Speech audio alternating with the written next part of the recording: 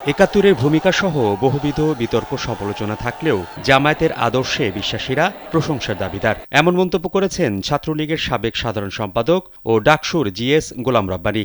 নিজের ভেরিফাইড ফেসবুকে এক পোস্টে এসব কথা বলেন তিনি। অন্য দলগুলোর সঙ্গে জামায়াতের তুলনা করে তিনি বলেন, আপনি স্বীকার করুন বা না করুন, আদর্শিক সহযোদ্ধার পাশে দাঁড়ানোর দলগত ও ব্যক্তিগত চর্চায় আওয়ামী লীগ, বিএনপি কিংবা অন্যান্য রাজনৈতিক দলের চেয়ে জামায়াত ও তাদের নেতাকর্মীরা ঢের এগিয়ে। বহু চড়াই উতরাই প্রতিকূলতার মাঝেও টিকে থাকার অন্যতম সহায়ক শক্তি কার্যকর টনিক।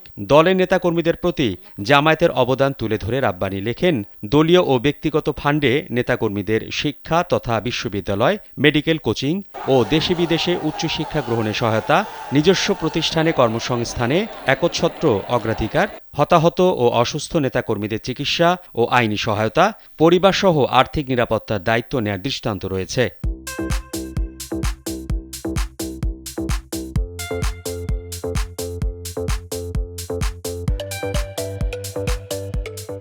আওয়ামী লীগ নেতৃত্বের উদ্দেশ্যে সাবেক এই ছাত্রলীগ নেতা বলেন, বর্তমান সংকটে আওয়ামী লীগের নীতি নির্ধারণী শীর্ষ নেতৃত্বের শুভবুদ্ধি ও অনুধাবন শক্তি জাগ্রত হোক।